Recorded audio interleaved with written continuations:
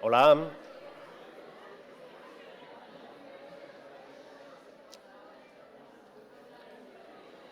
Buenos días.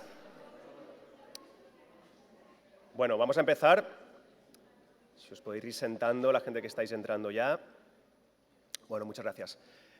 Buenos días, bienvenidas, bienvenidos. Hoy tenemos la suerte de tener aquí en la facultad a una figura y un referente del diseño en España, lo que llamaríamos un pionero, porque ahora veréis que la trayectoria de Pepe es extensa y parte de un momento en el que el diseño todavía no se entendía como se entiende ahora.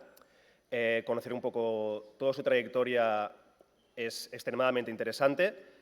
Pepe Gimeno supone un pilar fundamental en el diseño nacional, entre otras cosas porque, además, en su extensa carrera ha diseñado auténticos iconos que han construido nuestro imaginario colectivo, con proyectos que todos encontramos en todas partes durante nuestro día a día.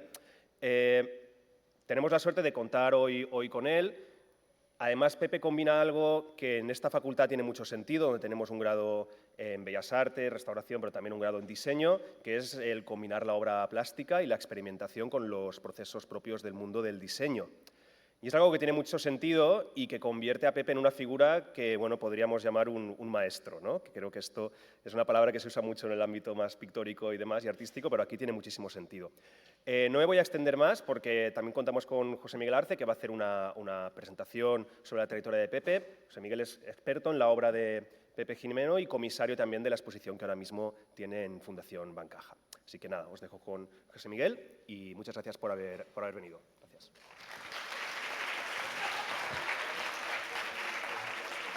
Muchas gracias, muy agradecido por vuestra asistencia, a pesar de la lluvia.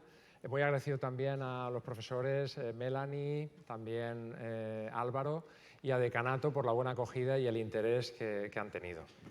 Bueno, yo voy a hacer una presentación somera, una presentación con carácter enunciativo, no descriptivo, porque para eso está Pepe, que conoce perfectamente su obra, puesto que es el autor, y os va a describir algunas de las piezas, parte de las cuales se encuentran en la sala, ¿no? En la Fundación Bancaja, la exposición Diálogos sobre Arte y Diseño.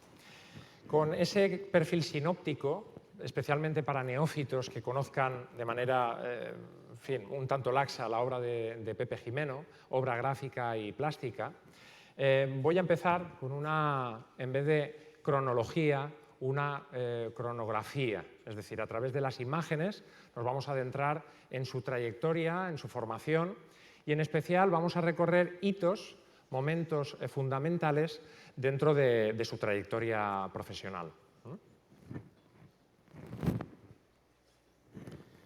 Bueno, pues vamos a contextualizar al personaje, al artista Pepe Gimeno, y para eso, pues qué mejor que hablar del contexto o contextos, en este caso, de profesionales del mundo del diseño. Algunos, me imagino que los que estéis más metidos los conocéis perfectamente. Dani Nebot dice lo siguiente: Pepe Gimeno es, sin lugar a dudas, el más cualificado representante del diseño gráfico valenciano y forma parte de ese reducido grupo de diseñadores artífices del mejor diseño gráfico español de los últimos 50 años. Sus trabajos en el campo de la identidad corporativa y la edición son, en muchos casos, piezas de referencia en la enseñanza del diseño. Nacho Lavernia dice lo siguiente: algunas de sus virtudes profesionales, su sólida formación teórica y práctica, el dominio de las técnicas expresivas como el dibujo o la pintura, su facilidad para conceptualizar los trabajos, una enorme profesionalidad en la gestión de los proyectos, su dedicación a la enseñanza, no solo académica, sino desde su propio estudio. Juli Capella pertenece a la primera generación que sienta bases de la profesión del diseño en la Comunidad Valenciana, un pionero del diseño gráfico. Vicent Martínez, él es un maestro del diseño gráfico valenciano y español contemporáneo. Y por último, Rafael Alcón, presidente de la Fundación Bancaja, que secunda la exposición Diálogos sobre Arte y Diseño, de la que soy comisario, dice lo siguiente: uno de los diseñadores que forma ya parte de la historia del mejor diseño gráfico en nuestro país. A continuación, vamos a pasar por esa cronográfica, que va a ser más bien telegráfica, puesto que prácticamente por la premura poco voy a poder enunciar o describir. Pepe Gimeno nace en Valencia en 1951 y concretamente en Castellar el 21 de agosto. Estudia en la Escuela de Artes Aplicadas y Oficios Artísticos de Valencia. A continuación, con carácter también formativo incluso, comienza en la agencia Grafismo en el 71, a trabajar también en la agencia Leo Barnett en Madrid, Pivot Publicidad en Valencia y ya en el estudio del grupo NUC, formado por Vicent Martínez, Lola Castelló y Dani Nebot, también realiza sus primeros proyectos dentro del campo del diseño gráfico. Sus primeras exposiciones, Pensante en la dona y El pintor y la pintura, en el 77. En el 78 recibe el Premio Nacional de Dibujo Antonio del Rincón, sus primeros galardones, sus primeros premios, y el primer premio Guisal III. En 1985 entra en el colectivo Boramar, trabajando con Manolo Pérez y Jordi de Lama. Aquí tenemos una propuesta de esta época, del 85. Y a partir de aquí comienzan sus primeros hitos profesionales, que parten del año 86, un año importante, puesto que comparte estudio con Cándido Pérez, realizando proyectos de packaging e identidad gráfica. Fruto de este periodo es el logo de la archiconocida Empresa Municipal de Transportes, la MT, que sigue vigente después de más de 30 años y prácticamente casi 40 años en vigor. En el 87 abre su estudio propio y se especializa en comunicación gráfica. Realiza la línea editorial del Impiva, aquí tenemos un ejemplo, y la famosa palmera, que es el símbolo de la Comunidad Valenciana, tan representativa dentro de esa imaginería a la que estamos acostumbrados aquí en nuestra comunidad. En el 89 es nombrado presidente de la Asociación de Diseñadores de la Comunidad Valenciana, cargo que desempeña hasta el 92. Y ya la consolidación se produce aquí, en este momento. Esto es una imagen de la identidad corporativa del Banco de Valencia, y la crea ya cuando forma parte de esa coalición con Nacho Lavernia, en este estudio, diseñando la marca de Les Corts Valencianes, Banco de Valencia y la red Impiva. Del 93 al 96 imparte clases de diseño gráfico durante 3 años en la Escuela de Diseño del CEU San Pablo de Valencia. Es interesante saber esa faceta didáctica, pedagógica en Pepe, que ha sido un eterno a lo largo de toda su trayectoria. En el 92 se produce la difusión internacional,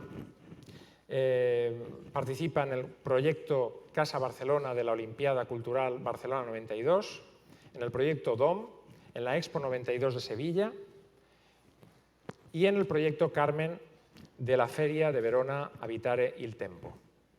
Aquí tenemos 2 propuestas. Esta es la vajilla Aymara, que realizó para la Expo 92 de Sevilla, y también para el pabellón de la Comunidad Valenciana en citada exposición. Este es el cartel representativo del pabellón. A partir de aquí se genera una proyección internacional. En el 95 crea Proyecto Gráfico, su estudio que se traslada a Godella. Edita el libro Pepe Gimeno, 25 años de diseño gráfico, que obtiene la medalla de oro de la publicación estadounidense Creativity. En 2001 diseña la tipografía FFPP, basada en la tipografía o la caligrafía concretamente de Andy Warhol, a la que el Type Directors Club de Nueva York otorga el Typeface Design Award, que es el equivalente a los Oscar en tipografía. Font Internacional incluye la tipografía en su catálogo, edita junto a la imprenta Comunicación Gráfica el libro Cali Tipografía, que es este que tenemos aquí, un libro experimental que, tomando como eje la tipografía FFPP y su proceso de creación, reflexiona sobre la tipografía caligráfica, su historia, su influencia sobre el arte y su relación con el entorno educativo. En él, en este libro, en esta publicación, participan un numeroso grupo de diseñadores nacionales e internacionales. Llegamos al 2002, gana el concurso restringido que convoca al Ministerio de la Presidencia entre los diseñadores más relevantes del ámbito nacional para la creación del logotipo de la Presidencia Española de la Unión Europea en el 2002, como digo.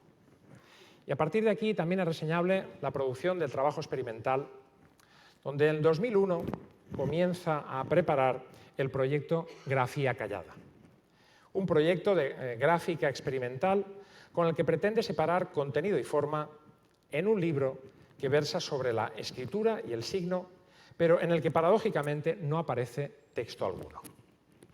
En el 2004, por fin, se expone Grafía Callada en el IBAM, una exposición importante en la trayectoria expositiva de Pepe Gimeno.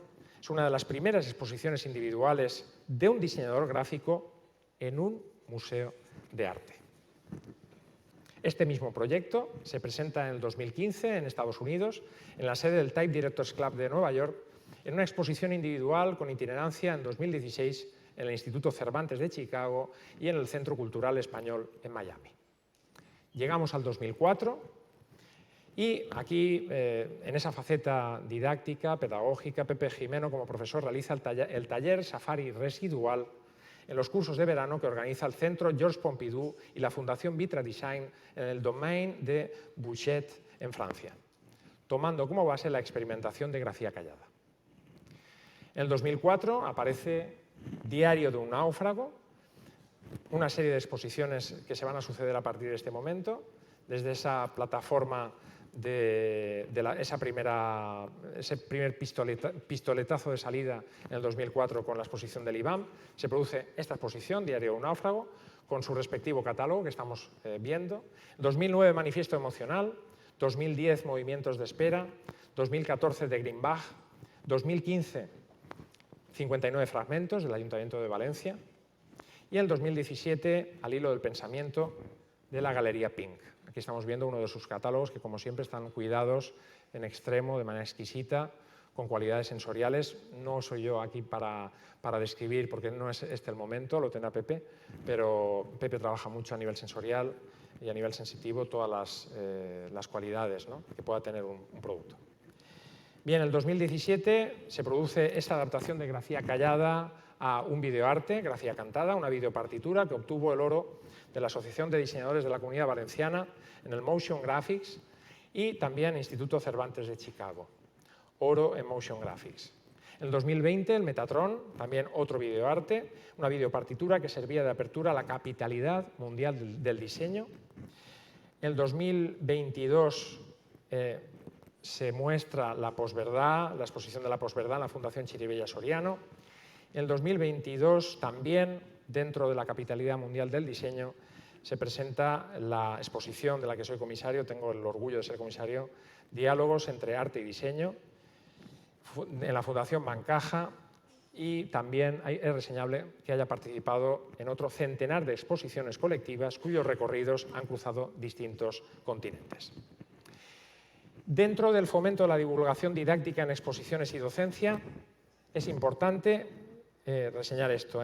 A partir de 1999, desde su participación en la Escuela de Diseño Industrial del CEU como profesor de la asignatura de Diseño Gráfico, hasta el módulo de Identidad Gráfica del Máster de Diseño Gráfico, Creatividad y Comunicación en Barreira, Arte y Diseño, se produce una serie de participaciones a nivel docente. Su labor didáctica y divulgadora se ha visto reflejada en más de 100 participaciones en jurados, congresos, talleres, workshops y conferencias impartidas en toda España, México, Alemania, Hungría y Francia. En 2004 forma parte del comité organizador del primer Congreso de Tipografía de Valencia, que se consolidará a lo largo de los años como referente nacional. En 2004, Vitra y Centro Georges Pompidou le invitan a impartir un workshop en Bois Bouchet. En 2009 se produce la exposición Suma y Sigue, diseño de la Comunidad Valenciana. Pepe Gimeno participa de esa exposición de manera activa. En 2010, la exposición comisariada por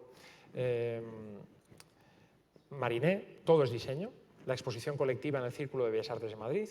En el 2012, la Universidad de Valencia programa la exposición individual sobre el trabajo de Pepe Gimeno de carácter didáctico y divulgativo sobre el proceso de creación de un buen número de proyectos.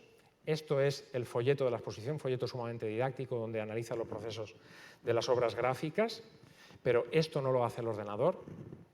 En 2015 comienza a impartir en Doméstica el curso online en español, inglés, portugués y alemán sobre las leyes de la percepción, con enorme éxito, con más de 20.000 alumnos de una cincuentena de países que han seguido los cursos.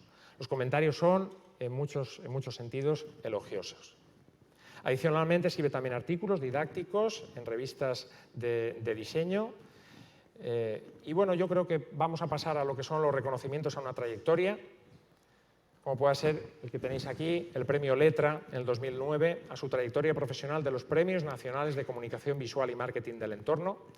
En el 2017, la Asociación de Diseñadores de la Comunidad Valenciana le concede el premio a la trayectoria profesional. También el mismo año, Gráfica le concede el premio a toda su trayectoria, valorando la plasticidad de su trabajo en conjunción con la funcionalidad. En el 2020 le llega el Premio Nacional de Diseño. Y a partir de aquí, este es el Premio Nacional de Diseño, el galardón, el trofeo, vamos ya cerrando con los galardones por su obra gráfica. Y en concreto, Gracia Callada, vamos a citar los galardones brevemente, el Communication Design Award del Type Directors Club del 2005, el diploma premio Daniel Hill 2004, destacado en Behance Art Cert en 2013. También tenemos el catálogo del diario de un náufrago que se lleva el Communication Award del Type Directors Club de Nueva York, la medalla de oro del Creativity, el certificado de excelencia tipográfica del Reino Unido y la medalla de oro de los premios de la Asociación de Diseñadores de la Comunidad Valenciana. El cartel Nude para la Feria del Mueble de Valencia se lleva el Design Award del Type Directors Club de Nueva York en 2006 y el Graphics Poster Platinum Award del 2007, reconocido como uno de los 5 mejores trabajos de diseño gráfico a criterio del comisario de la exposición colectiva Todo es Diseño. El envase Sibaris, el Communication Design Award del Type Directors Club, el certificado de excelencia tipográfica, la nominación a los premios de Design Praise de Alemania, el World Start Award del World Packaging Organization del 2007, el premio de diseño de packaging también de la AEPD, el premio Leader Pack, el premio Anuaria de Packaging en 2006 y destacado en Behance Packaging Cert del 2013. Roca, bueno, en este caso, la tipografía FFPP obtiene el Typeface Design Award, el Oscar tipográfico, como he comentado, y ahora sí, Roca, el logotipo, como sabéis, ha realizado Pepe Gimeno, la identidad gráfica, la identidad corporativa y también toda la tipografía, porque Pepe además es tipógrafo. Por la tipografía corporativa, oro, la Asociación de Diseñadores de la Comunidad Valenciana en 2012 y plata en la Paneuropea en 2019. Y dentro de esa selección de obra gráfica, aquí breve algunas de las piezas. Tenemos en identidad gráfica varias marcas reseñables, varios logotipos como la Comunidad Valenciana, l'Escorch, Intersindical, Agencia Valenciana de la Innovación, Valencia Turisme, Metro Valencia, Roca, Circuit Ricardo Tormo y RNB. En diseño editorial, aquí tenemos un ejemplo, Sorolla, la Fundación Bancaja, cuando vino de la Hispanic Society toda la obra de Sorolla, realizó el catálogo. En comunicación gráfica, la Feria del Mueble, Concurso Internacional de Diseño del Mueble de Valencia. Diseño de packaging, el envase de la colección Como Tú, RBN y Sibaris. En diseño tipográfico también es reseñable, como no podía ser de otra manera, la tipografía Roca, Valencia Turismo, en este caso Zenobia, la que estáis viendo, la tipografía de la Viu, de Andy Warhol y de Lladró. Y ya por último, en la señalética, la MT, Palau de la Música, el Palau de l'Esar Reina Sofía, que es la imagen que se muestra, y RNB. Bueno, y aquí concluye mi presentación de un artista multidisciplinar como es Pepe Gimeno. Doy paso a Pepe, que ahora sí que os puede analizar iconográfica, iconológicamente, puede entrar de manera descriptiva de pleno en la obra del mismo. Muchas gracias.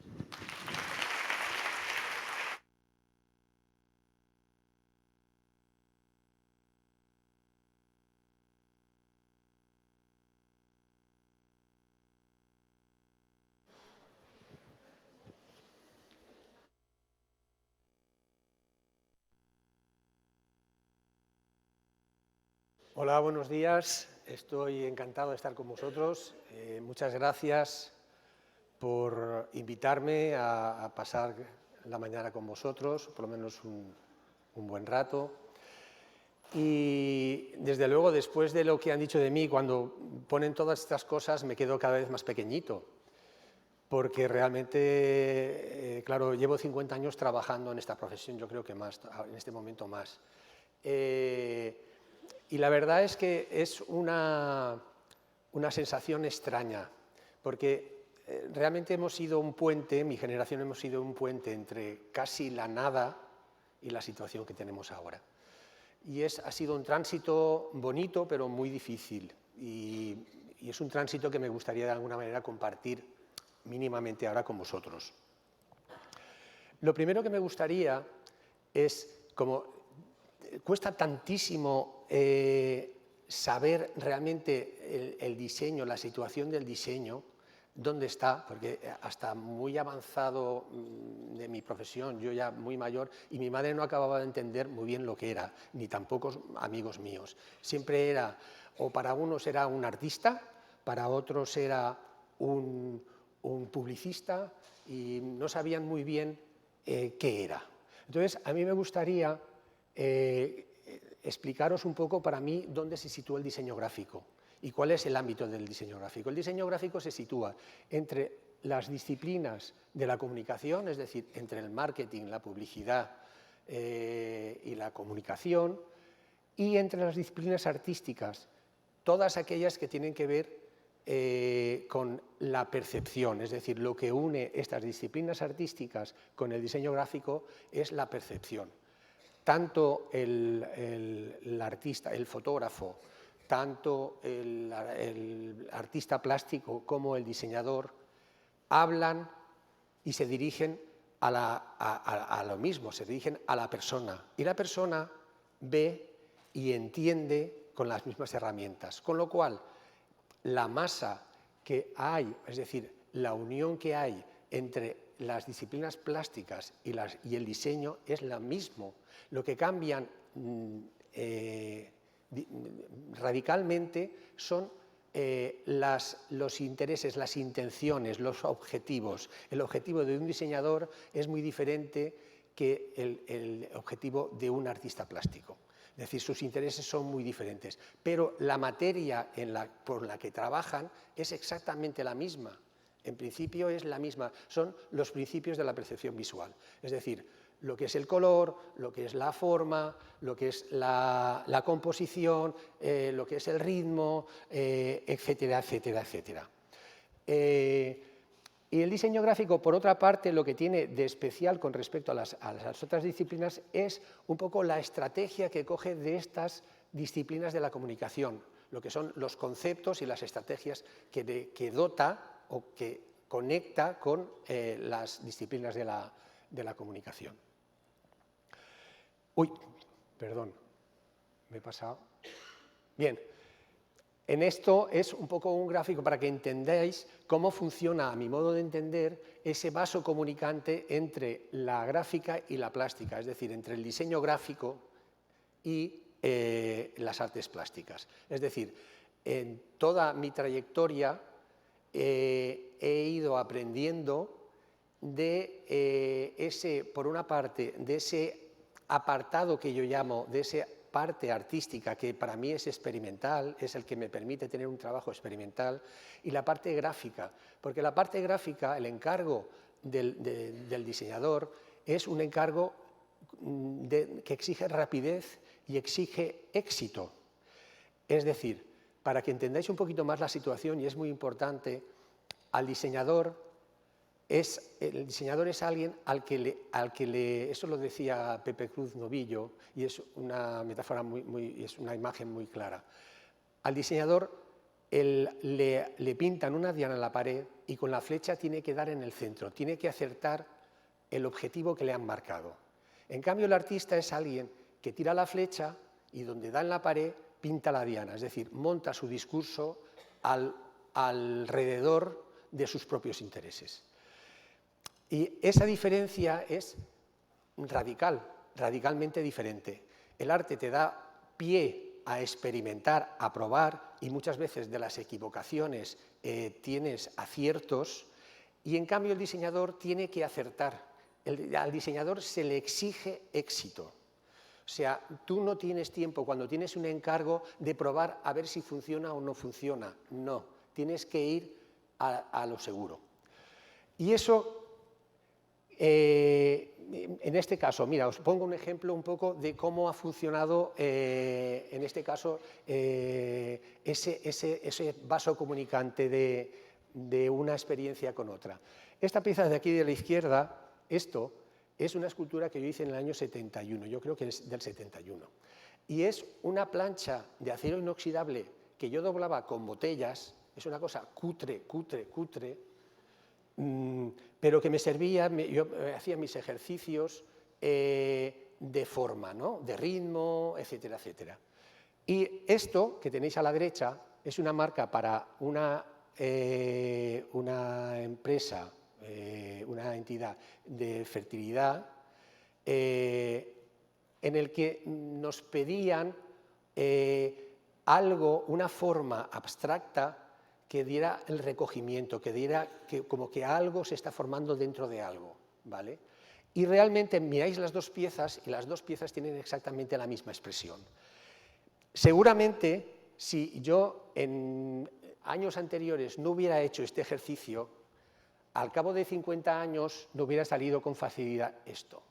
Este es un poco el vaso comunicante, que un poco lo que yo os estoy hablando, es decir, la mochila, con Paco Bascuñán lo comentábamos muchas veces, que el diseñador necesita ir cargando de experiencias una mochila, porque en el momento que viene un encargo tiene que sacar de la mochila una respuesta a esa solución o a ese problema. Y eso te lo da el ir acumulando muchísima experiencia, y muchísimas experiencias de todo tipo. Y esto también viene a cuento de otra cosa, de una estrategia profesional, es decir, el diseñador, en general, a mi entender y con mi filosofía de trabajo, no debe tener un estilo que esté por encima que implante el estilo por delante de las necesidades del cliente. Es decir, el diseñador siempre debe estar detrás de los intereses del cliente y debe de secundarlo. Es decir, si el proyecto necesita la racionalidad de para una señalización, porque yo tenga un estilo muy poético y muy mono, no debe estar ese estilo mono, no debe estar por encima de la claridad del proyecto. Es decir, un proyecto de señalización es sobre todo un trabajo racional. En cambio, un trabajo para una marca, un trabajo de identidad, es un trabajo puramente racional. Es decir, en una identidad lo que uno recoge son los valores que tiene esa identidad, los funde, los aprieta hasta que ahí sale una gota. Y de esos valores, de esa gota que sale de los valores, eso es la marca. Y eso es un trabajo de síntesis brutal. En cambio, cuando uno se plantea hacer un libro, una publicación, muchas veces alguien te encargan de hacer una publicación y lo que realmente te dan es un montón de diapositivas, unos folios con unos textos y tú tienes que acabar de ordenar todo ese mare magnum que te dan, ¿no? Entonces necesitas tener una capacidad narrativa muy importante, es decir, tu trabajo es un trabajo de contar, de ordenar todo el material que hay y de hacerlo comprensible. Todas esas tareas son tareas de un diseñador. Y por eso es el diseñador, yo creo que tiene que ser, o por lo menos en esta situación, en la situación en la que nosotros estamos, o la que yo he vivido, porque es muy diferente a la de ahora, me ha obligado. Es decir, yo, por ejemplo, esto es una pequeña muestra de la cantidad de tipologías de recursos técnicos que yo he ido desarrollando a lo largo de estos 50 años. Cuando lo ves así, te da una sensación de esquizofrenia, ¿vale? Parece un poco que... Pero realmente es una respuesta a dos cosas fundamentales. Una de ellas es el mercado donde me he movido y otra de ellas es mi formación. Con respecto al mercado, claro, nosotros hemos empezado en una época que no es esta, no es la época digital, no es la época de las redes sociales ni la de Internet, en la que nos ceñíamos a un mercado muy cercano, ¿vale? Nuestro ámbito de actuación era muy cercano. Y aparte de ser cercano es que además no había un mercado grande, no había una gran demanda de trabajo, con lo cual nosotros debíamos de dar respuesta a múltiples encargos diferentes para poder dar salida al encargo, para tener trabajo. Es decir, nosotros asumíamos que hacíamos ilustración, un poco como es realmente la respuesta de todo el trabajo tan variado que hemos hecho. ¿Por qué cogíamos todo ese trabajo? Pues porque necesitábamos llenar el trabajo, necesitábamos facturar y necesitábamos hacer toda esa tipología de trabajo. Yo recuerdo cuando estuve en Nueva York presentando lo de grafía callada en la exposición, hicimos una charla, vinieron muchos diseñadores y entonces presenté los trabajos y cuando acabamos nos dieron la enhorabuena y todas estas cosas y nos preguntaron, ¿y cuántas gente sois en el estudio? Y yo decía, 5. Entonces me miraban y decían, no nos ha entendido. Me volvían a preguntar, ¿pero cuánta gente sois en el estudio? Yo decía, 5. Y no entendían. Entonces, no entienden cómo nosotros aquí podíamos hacer esta variedad de trabajos tan diferentes con tan pocas personas, porque para ellos alguien que hace una tipografía es un especialista de tipografías y solamente hace tipografías. El que hace publicaciones en ellos, o sea, en ese mercado, solamente hace publicaciones. Nosotros aquí, no, aquí hemos tenido que hacer, y ese es el desarrollo, o sea, mi perfil está marcado profundamente por la situación del mercado en la que me he desarrollado. Y otra cosa que me ha marcado mucho ha sido la educación. Yo recibí una educación nefasta, o sea, puedo decirlo así claramente, nefasta. Porque era un momento en que el mundo de las artes gráficas, que es muy rojo, estaba muerto o estaba exiliado. No había nadie de la gráfica, o sea, no había. Había unos pintores que algunos hacían carteles. Yo, por ejemplo, durante el tiempo que estuve, la palabra tipografía en la escuela, entonces se llamaba aquello dibujo publicitario, ¿vale? Yo la palabra tipografía no lo oí ni una sola vez. Imaginaos, para un diseñador gráfico, que el gran diferencial del diseño gráfico respecto a todas las disciplinas creativas es la tipografía, porque es el gran diferencial, es el dominio de la tipografía lo que diferencia al diseñador gráfico del resto de disciplinas artísticas. No la oí, es que es tremendo.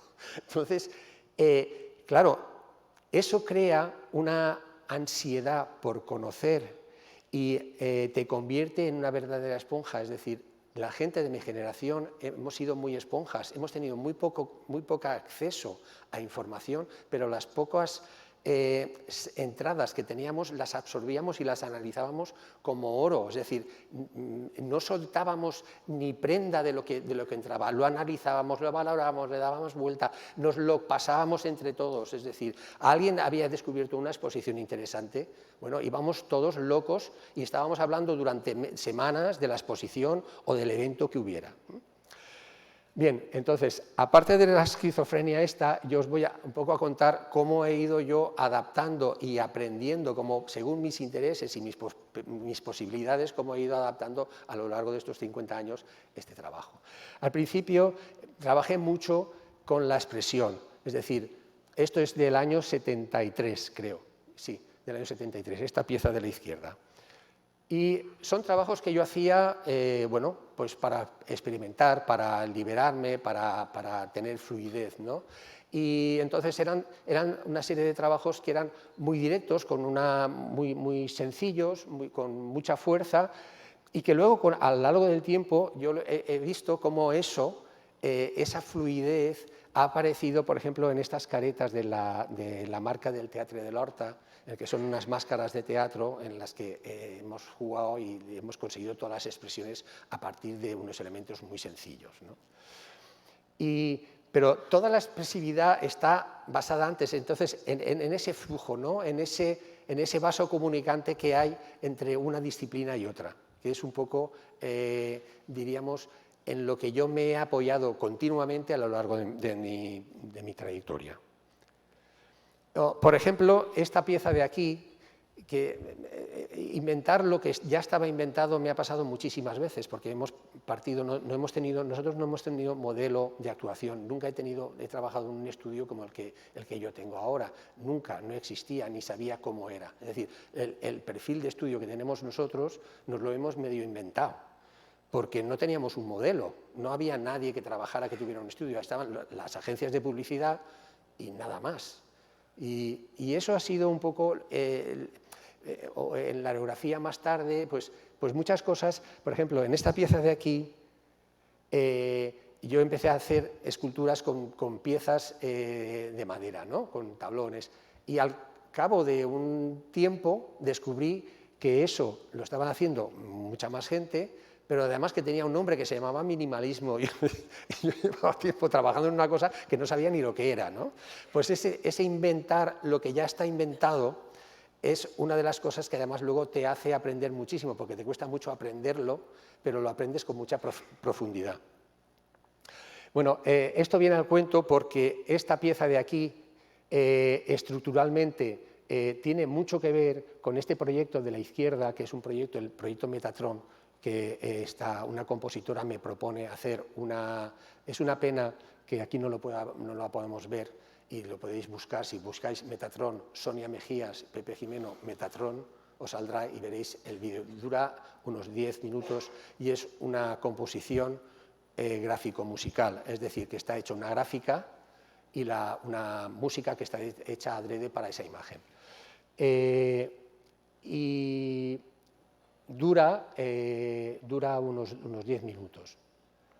Bueno, pues para trabajar todas estas imágenes, el Metatron es una figura geométrica que inventó Platón y que Pitágoras desarrolló. En ella se construyen todos los poliedros regulares que hay en la naturaleza.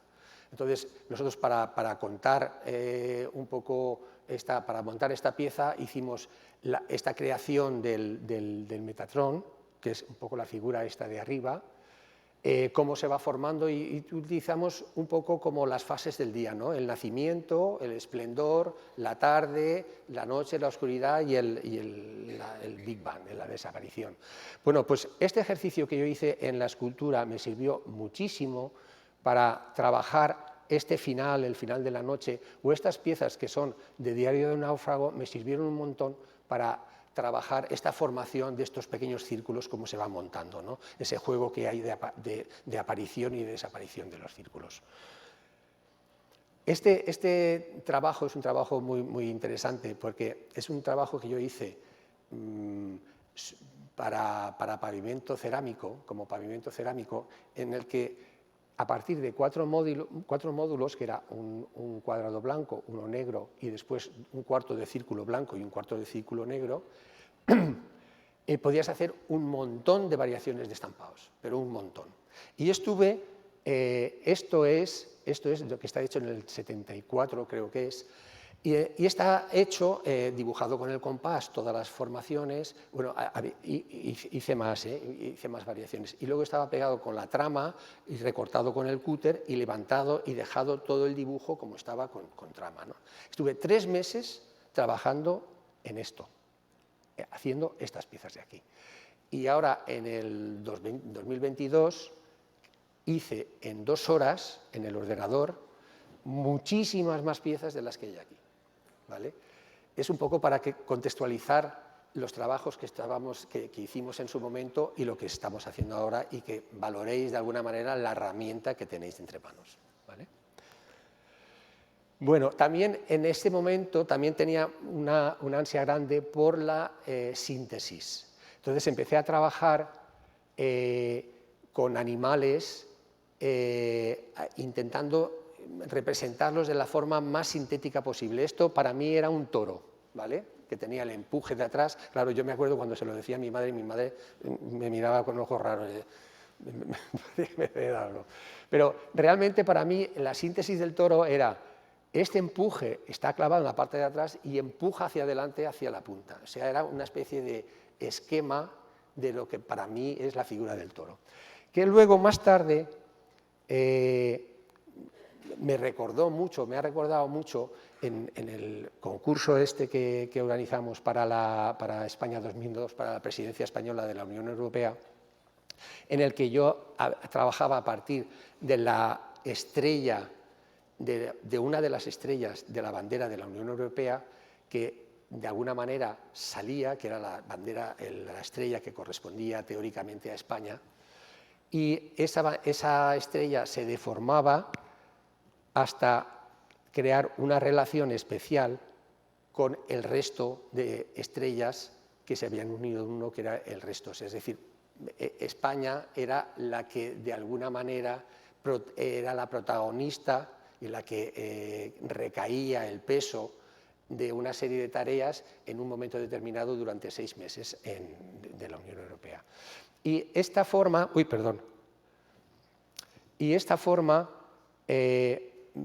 que quedaba un poco como recuerdo de la península ibérica, o sea, de la península ibérica, y además cogía la forma también de un toro, siempre me ha recordado mucho a unas esculturas que yo he realizado con material encontrado, que son estas que yo le llamo las vacas pastando. Las formas son muy parecidas, ¿no? A mí me costó un disgusto muy grande cuando ganamos esta marca, porque realmente había mucha gente que se puso en contra y me criticó muchísimo por elegir un poco la imagen del toro. Pero era una imagen del toro muy ambigua, porque sí realmente parece un toro, pero era también la península ibérica, eran muchas cosas, ¿no? Y me criticaron muchísimo. Fue un trabajo que funcionó muy bien, y luego me lo han valorado, pero en su momento hubo críticas muy fuertes. Y hablando de síntesis, este es un trabajo que está dentro de esa línea que yo inicié en ese momento haciendo esos animales tan extraños, con el trabajo de la marca del Scorch. Recuerdo que, bueno, a partir de la democracia vuelven a crearles las Cortes Valencianas, y entonces rescatan un grabado, el grabado, que era un grabado del siglo XV, en el que están representados los 3 brazos que componían las Cortes. Por una parte estaba, no sé si sois capaces de verle, San Jorge con el caballo y un dragón, la Virgen con el trono, el niño y una bola, y el ángel custodio, que representa a la ciudadanía, con la espada y el escudo de la ciudad. Bien, claro, ellos intentaban poner ese grabado, y cuando lo reducían se les quedaba una mancha, no podían, estaban un poco desesperados. Y habían hecho un par de intentos y no había funcionado. Entonces nos pidieron ver cómo lo podíamos solucionar, pero que debíamos de seguir el contenido del grabado. Claro, a nosotros nos parecía que el grabado era una novela, y una novela en una marca no cabe. Entonces, lo que nosotros pensamos fue trabajar solamente con el ángel custodio, que es el que representa a la ciudadanía, porque el otro representa al ejército y el otro a la iglesia. Entonces, el ejército y la iglesia están muy bien en su sitio, pero aquello debía ser de la ciudadanía. Entonces nosotros hicimos todo el esfuerzo y trabajamos con el ángel custodio, y creímos que esa era la marca, porque decíamos que el otro era imposible meterlo todo en el sitio. Y entonces presentamos el ángel custodio y nos dicen: estupendo, pero lo tenéis que acabar todo, ¿vale? Entonces nos volvimos a ir, creyendo que era imposible, nos volvimos a ir al estudio. El cliente muchísimas veces tiene la razón, porque muchas veces también los diseñadores somos un poco soberbios y siempre estamos en posesión de la verdad. Y algunas veces tienen razón, bastantes, a nuestro pesar. Y entonces realizamos estas dos piezas. Bueno, en este desarrollo mío hemos ido desde una historia gestual, a la escultura, a un trabajo mínimo, a la síntesis. Llegamos al momento en que empiezo a trabajar figuración, que no había trabajado prácticamente nada. Y empiezo a trabajar con esta pieza pop de aquí, de la monja con la historia de la Coca-Cola, ¿no? Esto estamos hablando de los años 70, y claro, era pop a tope, ¿no? Que esto me sirvió mucho trabajar en esta época para luego un encargo, por ejemplo, que era una colección de zapato para jóvenes de la época, que se llamaba Lolita.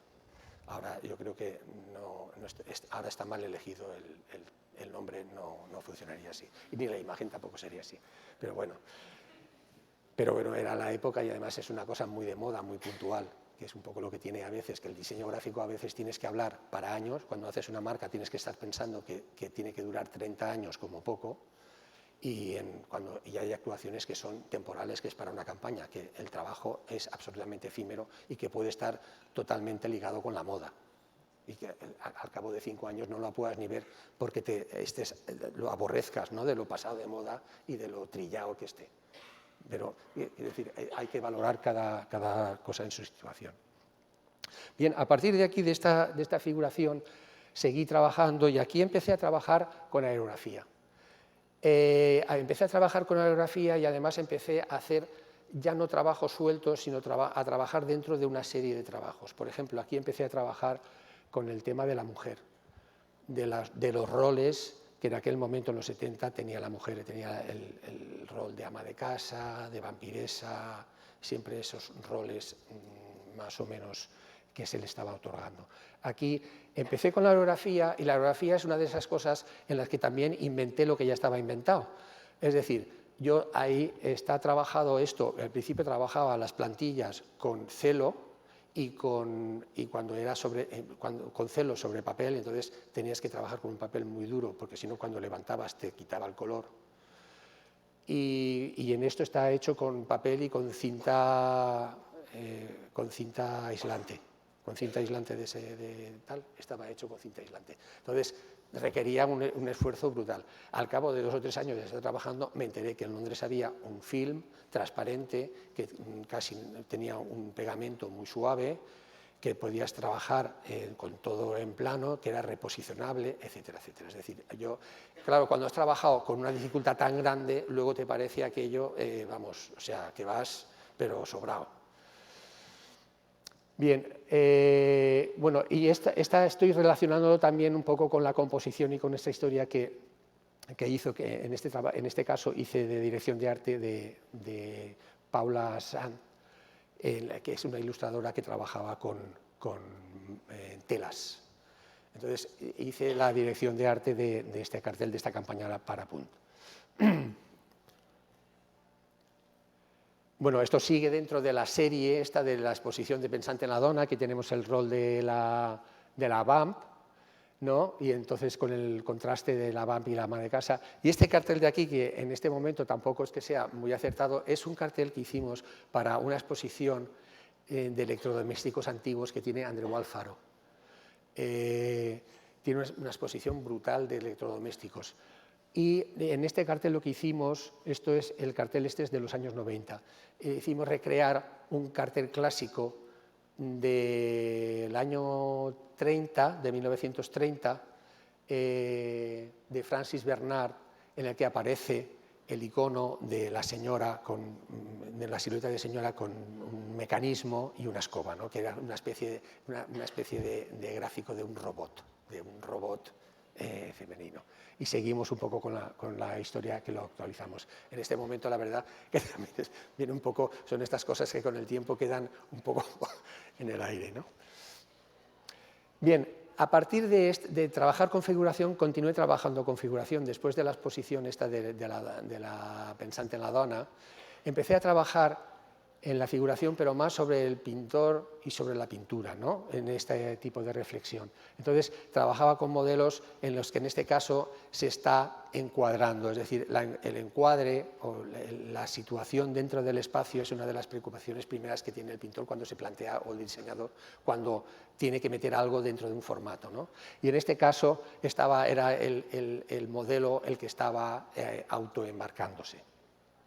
Y esto tiene que ver con la marca para la Fundación Bancaja que hicimos hace unos años, en el que de alguna manera queríamos reflejar por la doble actividad que tiene, la actividad social y la actividad artística, de fomento artístico. Y entonces tuvimos este doble cuadrado que está metido dentro de otro cuadrado, y a la vez dejaba como un espacio abierto, marcaba un espacio abierto que podía entrar todo el mundo dentro de la fundación, que era un poco el lema que tenían, que era la fundación es un espacio abierto donde todo el mundo puede entrar y puede participar. ¿Cómo voy de tiempo, por cierto? ¿A mitad? Vale. Bueno, este sigue siendo el mismo, dentro de la misma época, estamos hablando del 77, 70 y algo, y un poco unos folletos para la feria del mueble, las bases del concurso de diseño que entonces había, en el que yo utilicé un poco esta figura del muñeco ergonómico para acompañarlo y trabajar con los números y acompañar las bases del concurso, ¿no? Para ilustrarlo.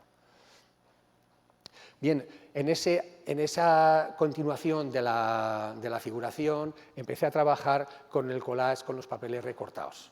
Esta era época, estamos hablando del 80 y algo. Esta pieza de aquí me dio por trabajar mucho con collage y con los papeles de colores, con el rasgado. Y esto es una etiqueta de la época, una etiqueta de un pantalón se llamaba Grims, que ya no existe hace mucho tiempo, y eran unos pantalones tejanos, unos pantalones vaqueros. Entonces, esto lo estaba desarrollando cuando estábamos con el estudio con Dani y también con Paco, y ellos luego trabajaron, más tarde recibieron el encargo de hacer la señalética turística, señalización turística de la autopista, y trabajaron con esta técnica, con la técnica del papel rasgado, ¿no? Bien, vamos a un punto en el que yo sigo trabajando en gráfico y viene mucho trabajo de este perfil narrativo que yo digo, ¿no? Que es el de que tienes que secuenciar y ordenar un poco el material que tú tienes, y tienes que ordenar el texto dentro de una página, tienes que maquetar un libro. Y ese maquetar un libro también viene a cuento porque yo realmente me di cuenta de lo que significa maquetar, o del papel de maquetar, o de cómo acometer ese trabajo a partir de entender el trabajo de Mondrian. Mondrian lo que hace es que la superficie del cuadro la divide en cuadrados. Para él, todas las partes de la superficie tienen el mismo valor, es decir, no hay ni una sobra, todo tiene su importancia. Y exactamente igual es un poco, para mí, como yo, en ese trasvase que he hecho siempre de arte a diseño y de diseño a arte, de enriquecer, fue un poco lo que a mí me hizo ver cómo en una maquetación de una página nunca te debe de sobrar nada. Cuando tú maquetas, no hay ningún espacio que digas, bueno, es que aquí no sé qué hacer con esto, ¿no? Lo dejas ahí que no sabes qué hacer. Está mal. O sea, si te pasa eso en la ordenación del espacio, es que está mal el trabajo. Tienes que volver a replantearlo y a solucionarlo de otra manera, ¿no? Bueno, pues gracias también a todo este trabajo de editorial que hice, vino una invitación a participar en una exposición en Zaragoza sobre trabajo personal de diseñadores. Me invitaron en julio, a mitad de julio, yo me iba de vacaciones en agosto y en septiembre no iba a poder trabajar porque tenía mucho lío en septiembre, y teníamos que entregar el proyecto a principio de octubre. Entonces yo me fui de vacaciones, ya llevaba un tiempo tonteando con el material que encontraba en la playa, yo me iba de vacaciones a la playa, y yo llevaba tiempo tonteando con el material que encontraba porque lo veía que tenía mucho interés, que me gustaba mucho, pero que no sabía qué hacer con eso. Y entonces dije, bueno, me tengo que ir allá y pues voy a utilizar este material. Voy a hacer un proyecto que voy a utilizar este material. Y entonces, porque además no tenía ni ordenador en la playa, no tenía ordenador, no tenía nada, pues entonces era nada, trabajo analógico, puramente. Y entonces compuse, la primera cosa que compuse fue esta página, ¿no? Fue hacer un texto simulado de lo que antes de estar en el ordenador, porque vosotros ponéis un texto con todas las cosas ahí montado muy bien, pero antes lo que nosotros hacíamos era hacer unas líneas paralelas.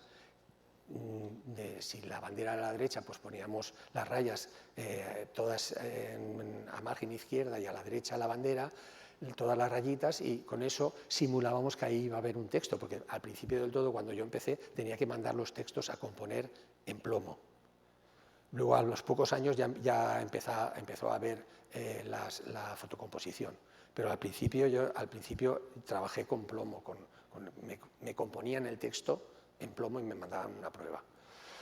Entonces, la primera página que hice fue esta, y me sorprendió tanto el resultado, me sorprendió tantísimo el resultado, que en vez de hacer una página hice un montón más de otras cosas. Y yo llamé a los organizadores y digo, mira, al final pues no tengo un trabajo, tengo 8, si tenéis sitio. Sí, mándalo porque tenemos mucho espacio, el espacio es muy grande y va a caber y nos gusta mucho el proyecto. Y entonces lo mandé. Y yo me quedé con esta historia con un cuerpo de que se me había quedado a mitad, o sea, que quedaba. Generalmente mis cambios, cuando cambio a otro tipo de trabajo, lo hago porque un poco creo que he llegado al final, que ya no puedo aprender más. Yo siempre me muevo porque hay algo que me interese, siempre me muevo por interés, porque me interesa saber cómo puede funcionar o cuál es este resultado. Una vez ya sé cómo funciona, ya deja de interesarme, ¿vale? Porque hay muchas cosas que me gustaría saber y tengo curiosidad.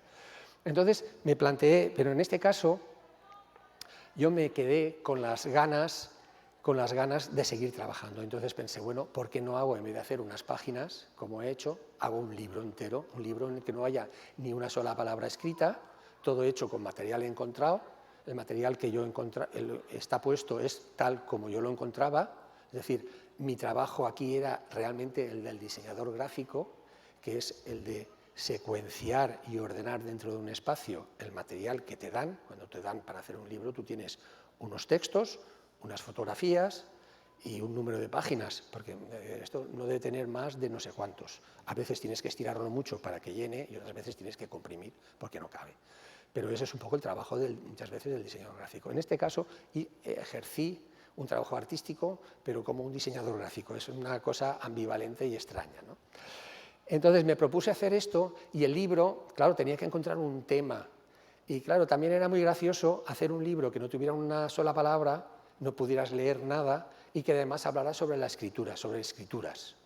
Y después me fui ampliando, conforme fui ampliando el trabajo, la visión, o fui metiéndome en el proyecto, fui ampliando temas, porque además eran unas cosas que me venían encima. Es decir, antes de acabar una cosa se me estaba ocurriendo otra y tenía ganas de hacerla, y entonces me tenía que disciplinar para acabar las cosas, ¿no? Entonces, esta es la portada del libro, que es el signo básico, es decir, un signo vertical. Siempre tienes que acercarte a la visión de estas imágenes viendo que lo que tú ves no es una hoja de caña, es un signo vertical. Es decir, no tienes que alejarte todo lo que puedas de la pieza para ver la mancha, para ver el color, para ver la forma, pero no ver el objeto, ¿vale? Y entonces en ese juego de ver el objeto y no ver el objeto es un juego interesante y es yo creo que es lo que le da más gracia. Entonces empecé con eso, con la portada, y luego era un libro que tenía todas las partes que componen un libro. Pues tenía las guardas, aquí está mal puesto, estas son las guardas del libro, tienes la portadilla, tienes la dedicatoria, en el que aquí hay una serie de piedras un poco que caen como la memoria, ¿no? Cuando uno hace una dedicatoria recuerda pues, a no sé quién que le ha ayudado o a alguien importante de él, ¿no? Entonces hay un ejercicio de memoria. O aquí, en el que son los créditos, en el que hay una huella digital, una huella digital que está hecha con colillas. Las piezas de ahí son colillas, que huelen fatal, porque están recogidas del mar, pero a pesar de estar recogidas del mar y estar mojadas, olía infame. Bueno, ahí están los textos del crédito, de los créditos, ¿no? Después empecé a hablar sobre las escrituras. Entonces, empezar a hablar de las escrituras, pero es como pintar las escrituras que tú no conoces.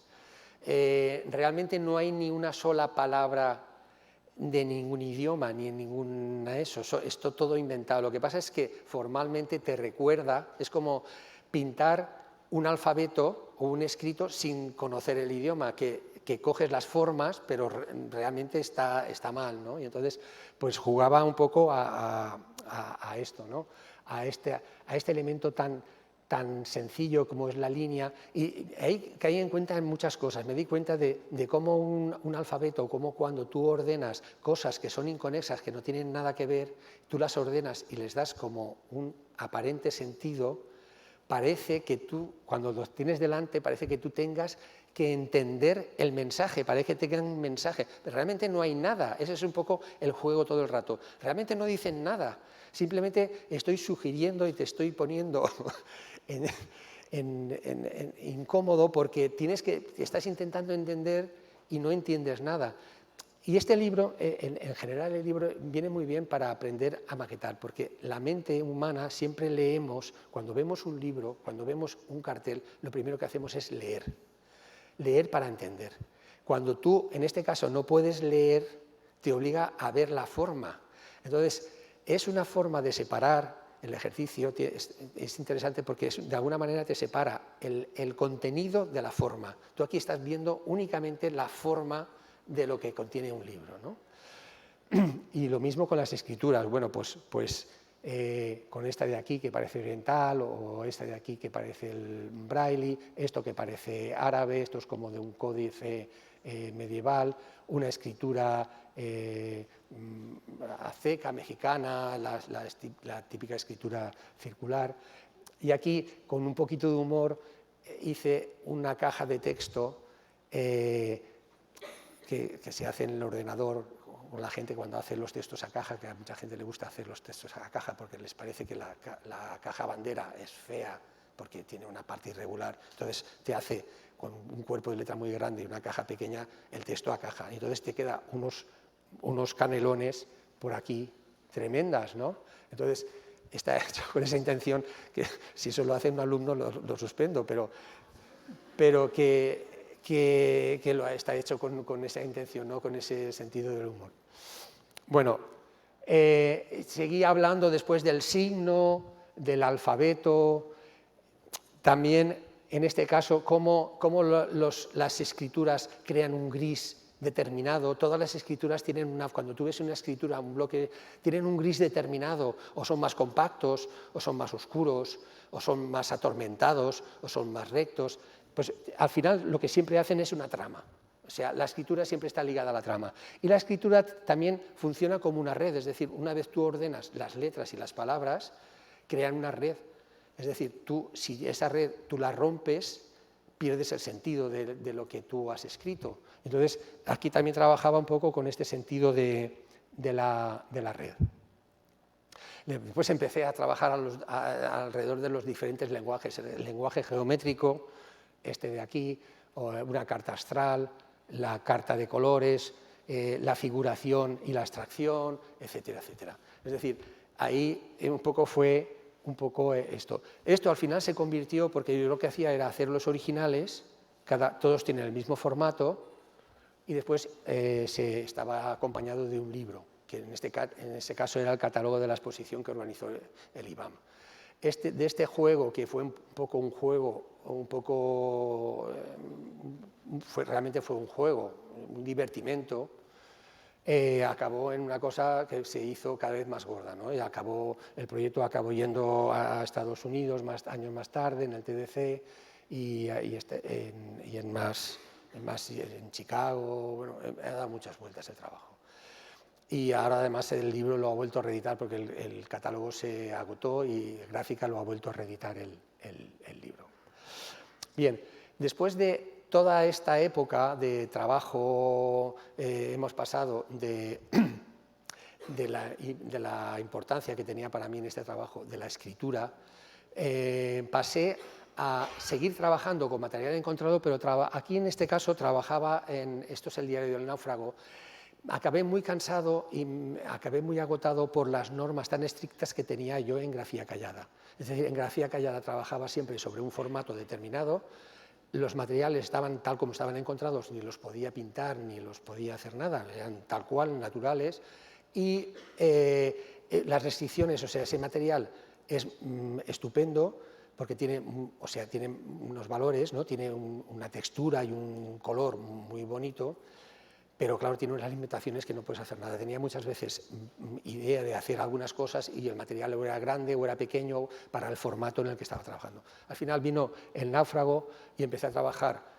Cada pieza era de una hoja de un diario. O sea, no me importaba que fuera grande, pequeño, podía pintar el fondo y tal. Aquí están reunidas las hojas que tienen el mismo tamaño, esa es la verdad. Pero esto es mucho más amplio y además empecé a trabajar y al final de esta serie vino casi per se lo de la siguiente serie, que es el manifiesto emocional. Aquí me interesaba mucho la mancha y la línea, ¿vale? La silueta, porque además la mancha y la línea son dos cosas fundamentales para la gráfica. Y sobre todo en identidad, muchísimas veces realmente la marca, el símbolo, es una mancha de color que tiene una forma determinada, que tú manipulas para que tú visualmente veas algo, que tenga profundidad, que tenga algo, pero realmente es una mancha como es la suela del zapato, que además tenía una forma, es espléndida la forma del zapato, porque tiene una forma que tú la empiezas a mirar y no puedes dejar de verlo, porque es una especie de sinfín, que es muy interesante, o este trozo de capazo, que parece una especie de trozo de racimo, a mí siempre me resulta una pieza muy interesante. Bueno, pero esos son visiones mías, ¿eh? Yo lo entiendo porque yo muchas veces lo digo a mi mujer, me parece, y me mira con una cara como diciendo, este no está muy bien. ¿Vale? Entonces está ligado, por ejemplo, a estas dos marcas, a esto que es la marca de intersindical, que son 3 banderas rojas, es una agrupación de distintos sindicatos que se unieron en uno, o a esto que es una marca para Roca, para un viaje que organizó al País Vasco. Ellos hacen unos viajes que los cuidan muchísimo y hacen trabajo editorial, o sea, hacen libros y hacen cosas y cuidan muchísimo. Y hicimos esta cosa que recuerda a Chillida, porque Chillida tiene una estética que inmediatamente la asocias al País Vasco. Y era en 2005 y hicimos los 2 ceros y el 5 del trabajo. Y también en la línea, ¿no? Estos son bridas que están encontradas también tal cual, ¿no? Que el trabajo casi del diseñador en este caso es enseñar a verlo, a posicionarlo en el espacio, porque el trabajo está hecho, realmente es que si tú lo pones de una manera o lo pones de otra, la expresión cambia radicalmente, no tienen nada que ver. Y están asociadas con estas dos marcas. Estoy teniendo miedo porque no sé si me estoy pasando. ¿Voy bien? Uf.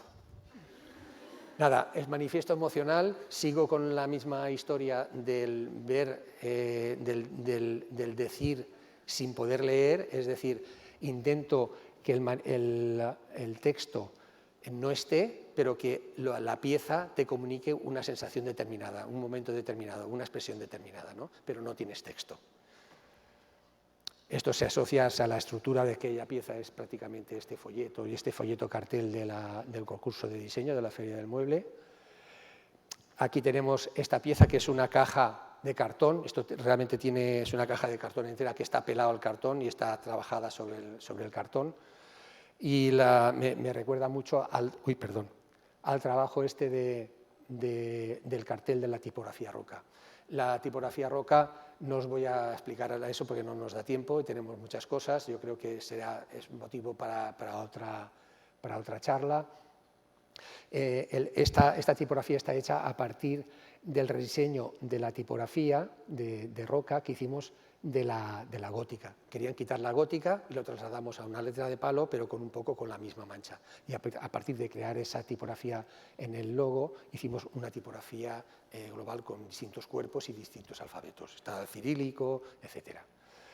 Y esto es un poco lo mismo, o sea, el mismo está dentro del manifiesto emocional, es decir, trabajar con el texto que te dice algo. Esta pieza, yo descubrí que Man Ray en el año 1924, me ha pasado esta vez también como con el minimalismo, que después de estar haciendo esto unos años me di cuenta, o sea, descubrí que Man Ray hacía lo que yo estaba haciendo, pero en vez de destapar las cosas en el cartón, él lo que hacía era un poema, lo tapaba las palabras con un rotulador, ¿vale?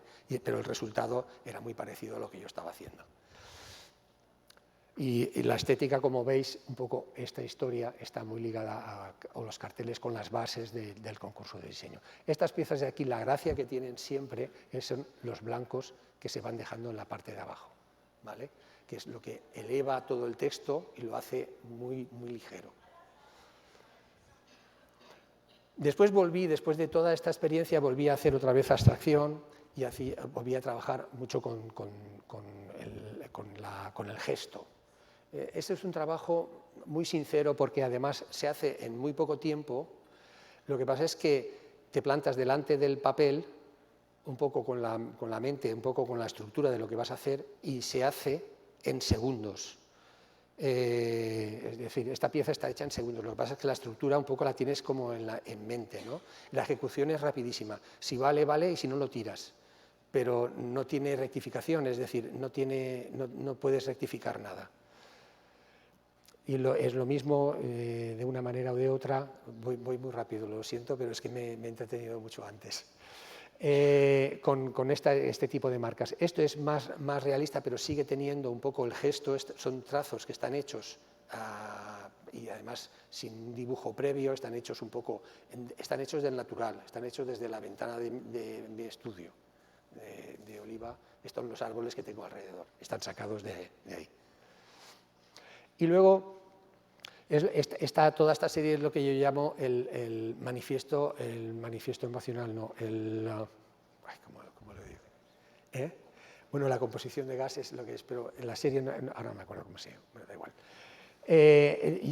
Aquí está un poco el cartel y esta pieza en que es un poco la estructura de la composición de gas, la composición que lo llena todo. Generalmente yo soy muy amigo de trabajar con composiciones con desequilibrio, es decir, no composiciones centradas, sino composiciones donde los espacios se van compensando, los elementos se van compensando, no por la centralidad o por el eje central, sino por el diferente peso que tienen dentro de ese espacio. Y en este caso es justo lo contrario, este caso es como en que tú trabajas con una caja y tú enchufas el gas y el gas dentro de ese espacio se expande. Toda la imagen está llena, está toda distribuida. Esto lo utilizamos para estos carteles de turismo interior, donde está toda la flora de la comunidad, y esto es el mapa del inconsciente. Esta serie se llama Mapa del Inconsciente, en el que es un trabajo que es visceral, ¿no? Es un trabajo que las cosas te salen del hígado, no sabes lo que estás haciendo, es una especie de terapia buenísima, os lo recomiendo. Bueno, vamos ahí y seguramente, bueno, hice un viaje, un viaje a Bruselas, vi una exposición enorme de Andy Warhol y encontré este librito de la izquierda. Este librito, que es un librito de recetas que había ilustrado las tartas, era una receta de tartas. Andy Warhol había hecho las ilustraciones y después la receta estaba escrita con esta caligrafía, que más tarde me enteré de que era de su madre, realmente no era su caligrafía. Entonces me fascinó, de la caligrafía me fascinó lo cursi que es, porque es realmente cursi, y la desinhibición con la que la utilizaba Warhol. Me parecía que tenía algo especial, ¿no? Warhol tenía un morro que se lo pisaba. Entonces, como pasaba de todo, era capaz de darle gracia a esta tipografía. Y había un misterio que me gustaba, que me tenía mucha curiosidad, ¿no? Entonces, miré qué era lo que tenía esa caligrafía que no tenían las demás. Entonces, me di cuenta de que la caligrafía tradicional, todos los rasgos son paralelos. En caligrafía, todos los rasgos son paralelos. Y esta, que es un desastre de tipografía, de caligrafía, que si hubiera sido un alumno lo hubieran suspendido, pues es como un batallón en desbandada. ¿Qué ocurre con esa historia? ¿Qué diferencia hay?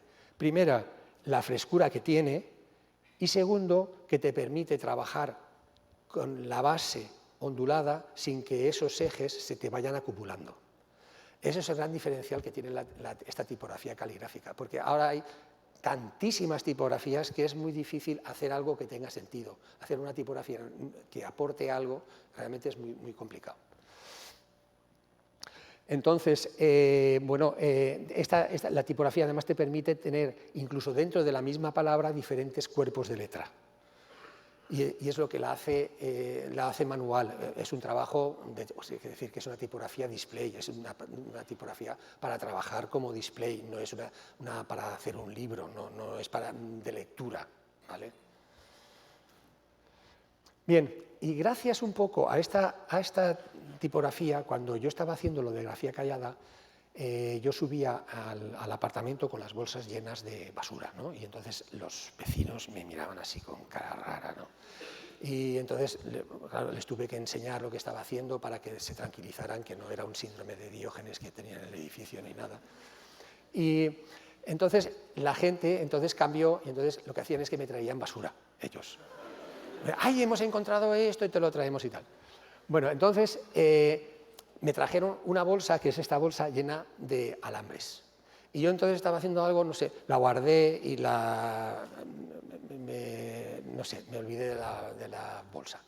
Y buscando otra cosa, años después, un par de años después, encontré la bolsa de los alambres. Y entonces lo saqué, lo puse ahí encima, y yo no sé si yo creo que tiene que ver un poco la tipografía, porque los alambres me recuerdan mucho a la tipografía caligráfica esta de Warhol, porque tiene esas formas que no son imperfectas y cambios de grosor que me recuerdan mucho a esa caligrafía. Pero vi algo que lo tiré encima de la mesa y me parecía que era un verso que le habían cortado.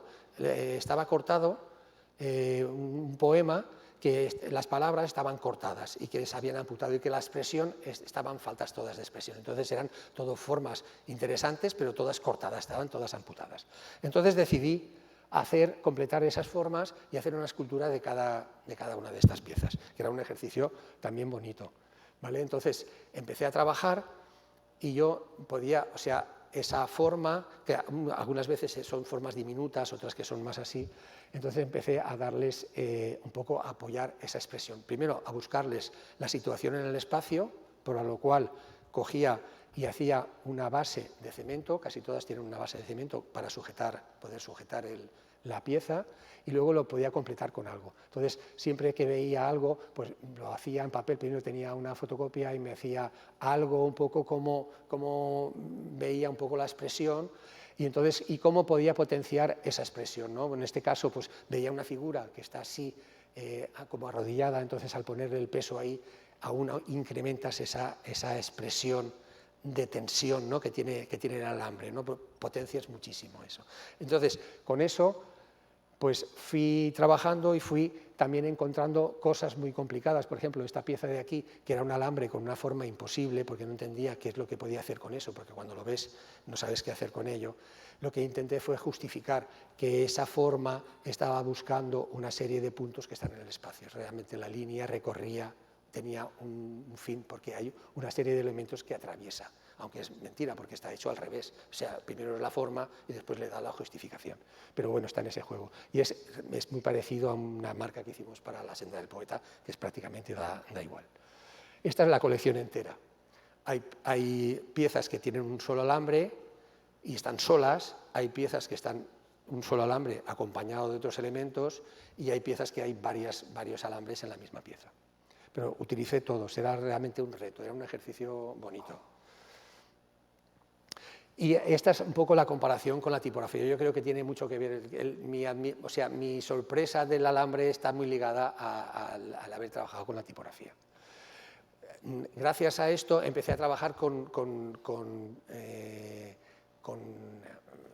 escultura, ¿no? Empecé a hacer escultura y con este tipo de historias. hasta que me cansé otra vez de la escultura y de la herramienta porque no podía hacer cosas más grandes, o sea, me tenía unas limitaciones y necesitaba hacer algo más grande. Entonces empecé a trabajar, a cambiar la expresión de las esculturas que estaba haciendo, a pasarlas a pintura, porque podía hacer cosas más grandes. Tenía ganas de hacer, estaba harto de trabajar en cosas muy pequeñas. Y entonces realicé esta pieza, hice una serie de piezas en las que pasaba la expresión de las esculturas, las pasaba a 2 dimensiones. Es un camino raro, porque generalmente es de las 2 dimensiones a las 3 dimensiones, pero bueno, en este caso yo lo hice así.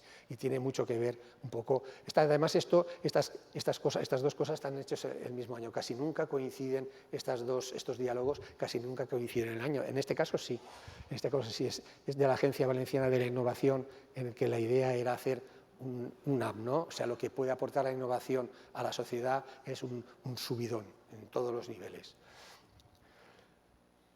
Y bueno, y dentro de esa historia también hice un poco en esa forma de pasar esa expresión a la pintura, está esta pieza de aquí, que tiene mucho que ver con el gesto y con el gesto de la palmera, ¿no?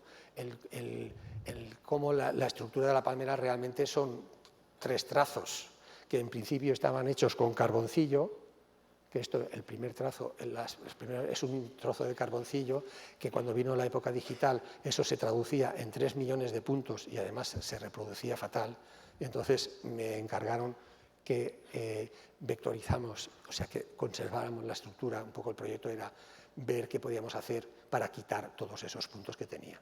Entonces lo que hicimos fue hacer esta reconversión de vectorizarla, y años más tarde lo que hicimos fue hacerla más sólida, más gorda, que es un poco lo que se hace con las marcas. Si están bien, pueden durar años, solamente que las vas actualizando un poco al momento, ¿no? Si estás acostumbrado a ver formas o manchas muy potentes, tienes que reforzar y tienes que hacer tu marca tan potente como está el mercado. Bueno, después de toda esta experiencia vuelvo otra vez a la figuración. Como veréis, generalmente son 3 temas en los que toco, que son casi todos. Por una parte la figuración, por otra parte el gesto y por otra parte la geometría y la tipografía, que son como 3 ramales que los suelo dejar de trabajar y luego los vuelvo a retomar un poco con la madurez y con lo que voy aprendiendo en los otros campos. Esta es una historia, estoy siempre muy admirado por el hombre primitivo, ¿no? Por el homo sapiens. Me interesa muchísimo porque me veo muchas veces reflejado en él, veo que somos un homo sapiens con mucho oropel, pero en el fondo, te quitas la chaqueta y eres un homo sapiens incluso más torpe que él, ¿no? Y entonces me interesa mucho la sinceridad y la desnudez de la figura humana, ¿no? Del hombre en su movimiento y en su estar. Y aquí hice un ejercicio, lo veis fatal porque es una cosa muy sutil y en la pantalla no se ve. Estos gestos que están aquí en primer término están acompañados de una silueta realista que está muy por debajo, que aquí apenas sí se muestra. Es una pena porque la gracia está en ese juego del gesto y de la imagen realista de la silueta, ¿no? Porque están prácticamente en la misma posición, pero una acompaña a la otra y además le crea un dinamismo y un diálogo muy chulo de esta serie. También seguí trabajando, esto está trabajado también con un palo porque no quería hacer una cosa muy figurativa, me gustaba hacer una cosa más así. Y la serie está siempre comparada, el cuadrado de Malevich, es decir, Malevich, el final de la figuración, y la figuración, ¿no? O sea, después de Malevich ya no tiene sentido porque la síntesis total de una imagen es el cuadrado negro, ya más allá no puedes ir. Entonces, te preguntas, ¿qué estoy haciendo yo haciendo figura a estas alturas? O sea, no tiene sentido, ¿no? Y entonces siempre es ese doble juego, ¿no? Esa justificación. Ya sé que no puedo hacer más, pero me da igual y lo hago, ¿no? Es como un poco decir, sé que no lo puedo hacer, pero lo hago. Y aquí están los suprematistas y los constructivistas dialogando, dándose porrazos. Y eso tiene que ver con una marca que hicimos para el colegio alemán, que está la bandera, los 3 colores de la bandera que estamos viendo. Era un poco el concepto de desarrollo de la imagen. Bien, llegamos a la pandemia yo paro de trabajar porque estas piezas tienen formatos muy grandes, estas últimas piezas son de formato bastante grande. Entonces tengo que estar en casa, no puedo hacer nada. Viene el momento que estaba Trump, vienen las fake news y todas estas cosas, y me doy cuenta de la trascendencia que tiene el asunto. Entonces empiezo a pensar en cómo se podría hacer alguna acción en que denunciara o pusiera de manifiesto el tema de la posverdad. Entonces parto de la idea de que en la posverdad lo que pasa es que un discurso, un relato, lo que hace la posverdad es que lo coge tal cual, lo altera, lo modifica y lo vuelve a lanzar. Es decir, al final no parte de una mentira, parte de una verdad que convierte en falsa, porque al moverla, al cambiar el relato, cambias la historia. Entonces, lo primero que hice fue, bueno, yo he trabajado bastante con la fragmentación. Aquí no ha aparecido muchas cosas, pero en un momento determinado me interesó mucho el cómo los cineastas y los novelistas, como un guión o una narración, la cortan, la desmontan y la vuelven a montar de otra manera, ¿no? Y como muchas veces resulta una narración muchísimo más interesante, sino que se lo digan al Tarantino, que hace filigranas con eso, ¿no? Que de repente te da unos vuelcos que te deja flipado. Entonces, y yo trabajaba ya mucho tiempo con esto. De hecho, este cartel está trabajado, en esencia es la primera vez, el primer trabajo que yo hice de fragmentación. Entonces, el primer ejercicio que hice un poco con este tema de la posverdad fue coger un periódico entero, cortarlo todo a tiras y volverlo a montar, con lo cual pues tenía un poco lo que hace la posverdad. Bueno, aquí hay unos fragmentos en que lo que hay es lo que tú estás viendo, es la verdad, lo que pasa es que no la puedes leer, es decir, eso no es el periódico, ¿no? Entonces, en ese ejercicio pues fui trabajando con un libro de tipografía que lo corté entero, esto también es un fragmento. Claro, pierdes la parte de atrás de las páginas, esas las pierdes porque están pegadas, es un collage. Pero aparte de eso es que además es muy interesante porque visualmente tiene cosas que te sorprenden, ¿no? Porque trabajas un poco por azar, aunque siempre acabas dirigiendo y remodelando y cambiando, ¿no? Porque el defecto profesional no te permite que una pieza no te guste al lado de la otra o que quede confusa. Y lo mismo hice con una historia del arte, con 2 tomos de las vanguardias de la historia del arte de Salvat.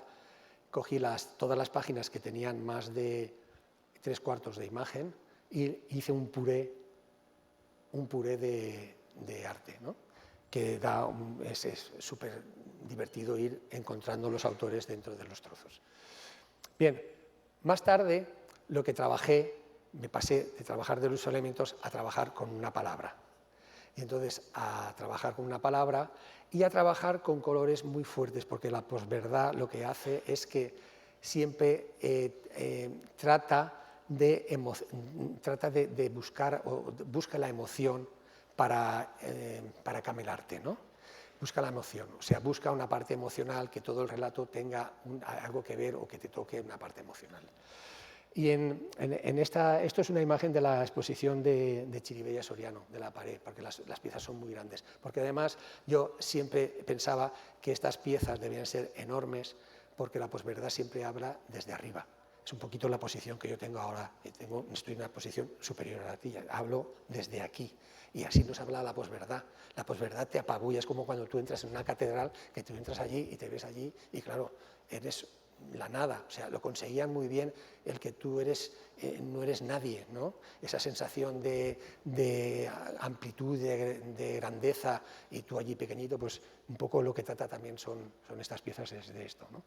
Y aquí en este caso pues habla del concepto. Yo trabajaba siempre con la palabra está escrita en el fondo, como veis. Si veis el rojo, veis que aquí pone concepto, no sé si lo podéis ver. Y luego está repetido arriba la misma palabra, cortada y ordenada y camuflada, ¿vale? En negro. Pero lo que pone ahí es concepto, tú no lo vas a poder leer, pero está. Ese es el discurso. Y este es percepción. Estaba el concepto y la percepción. También estaba siempre pensando un poco en las dos cosas, ¿no? En el emisor y en el receptor, en cómo el emisor emite una idea o cómo el diseñador emite o el artista emite un concepto y el espectador, el receptor, lo recibe de otra manera totalmente distinta. Y un poco, todo el rato es un poco el mismo juego. Bueno, estos son distintas piezas de ahí. Esto hablaba del arte, el arte estético, los tres momentos del arte: el arte reactivo, que son las vanguardias, y el arte conceptual, que es eso. O aquí estaba hablando de el cómo y el por qué, es decir, en cómo en el siglo pasado de repente cambió el motivo de la pintura, en general del arte, ¿no? Del cómo estaba realizada una pieza, que era lo más importante era cómo estaba realizada, a pasar a el por qué, que es ahora lo más importante en pintura, es el por qué. ¿Vale? Y entonces, de alguna manera, reflexioné sobre eso. Y aquí está el show del yo, ¿no? Como el yo, el ego en el mundo artístico es enorme, siempre. Y es un poco una perdición, pero bueno, es así, ¿no? Y entonces aquí hacía un juego con esta historia, que aquí está la palabra repetida y está machacada con colores muy fuertes y muy potentes. Esta hablaba del arte vacío. Ahí ya, o sea, conforme fue pasando el tiempo, he ido, diríamos, ocultando y haciendo menos visible ese mensaje que estaba en la parte de abajo, ¿no? Haciéndolo más retorcido. O el pacto del arte. El pacto del arte, hay distintas obras que he hecho con ese sentido, ¿no? El pacto del arte es cuando una cosa es arte o no es arte, ¿no? Es un pacto, en momentos históricos, cada momento ha tenido un pacto diferente. En este caso, pues es entre el comprador y el artista. Si alguien te compra algo, es arte. Ya está. O sea, no necesitas más para que algo sea arte. Esta pieza también es el pacto del arte. Bueno, y la exposición acababa con este tema, que es el no entiendo nada, ¿no? Que era lo único que soy capaz de afirmar. Es que en este mundo veo muchas cosas, pero al final entiendo muy poco. Y con esto acababa la exposición. Ahora hay una exposición que es un poco lo que os comentaba antes, José Miguel, es la exposición esta de Chiribella, de la Fundación Bancaja, en la que es un poco el tema casi de esta ponencia, ¿no? Es la relación entre el arte y el diseño. Y hay expuestas obras originales con reproducciones de la obra plástica. Bueno, y nada más, espero que os haya resultado interesante. No sé si he aportado algo a vuestro conocimiento, y si lo he hecho, pues estoy ya satisfecho. Muchas gracias.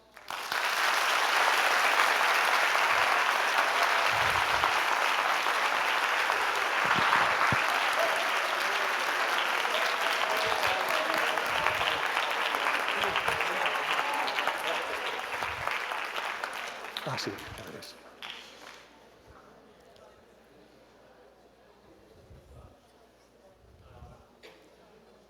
¿Sí? Ahora. Bueno, Pepe, primero muchísimas gracias por mostrar una trayectoria tan extremadamente prolífica y variada y tan útil y tan didáctica para todas, ¿no? Yo creo que estábamos todos como con los ojos muy abiertos.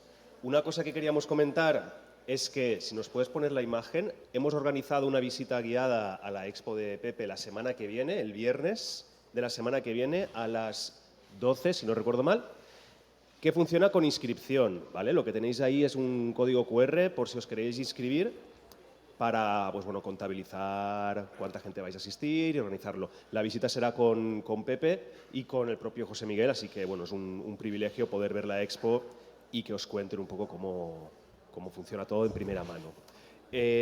Abrimos turno porque sé que hay gente que tiene clase después. La gente que tengáis clase primero, de segundo, pues bueno, podéis hacer marcha. Los demás, si hay alguna pregunta en la sala, podéis aprovechar.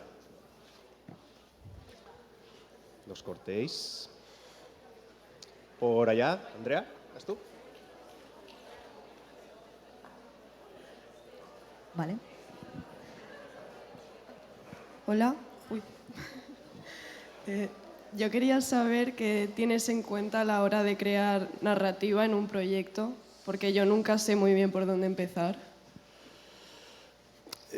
Mira, yo cuando siempre tengo que explicar algo, porque al final, cuando un proyecto es narrativo, es que tienes que contar una historia y tienes que ponerte delante a alguien que no tenga ni idea. Yo siempre pensaba en poner delante, por ejemplo, a mi madre, la pobre siempre tiene la culpa de todo, pero la ponía a mi madre a decir, ¿cómo le explicaría yo a mi madre esto? Y entonces es la forma de que vas hilando, ¿no?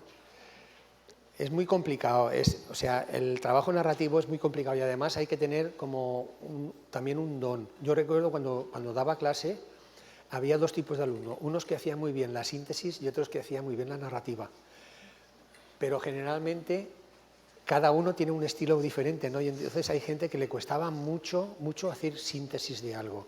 Si estabas haciendo una marca y entonces te presentaban 3 marcas, o 3, dices, no, es que tiene que ser una, o tiene que, sabes lo que quiero decirte, pero no te puedo dar ninguna fórmula así mágica. Yo creo que es sentido común y sobre todo intentar ponerte delante de alguien que no conoce lo que tú estás haciendo. Y sobre todo, por ejemplo, en una publicación es tener al espectador siempre, cuando pase página, en una sorpresa. Eso es lo mejor. Si tú consigues en una publicación que cada página que tú pases haya un algo que tenga un interés, cuando tienes 3 páginas que te da igual pasarlas que no pasarlas, no, ¿vale? También depende del tipo de narrativa, o sea, si son una narrativa más visual o es una narrativa más de escrito, vamos. No sé si te he respondido algo, que te he aclarado algo. Sí, muchas gracias. Sí. Bueno, ahora que la gente de clase se ha ido, ¿alguna pregunta más? ¿Sí? ¿Esteban? Con toda la experiencia que tienes y la trayectoria, me gustaría saber qué piensas sobre las inteligencias artificiales que están empezando estos años. A mí me da un poco de vértigo, es la verdad.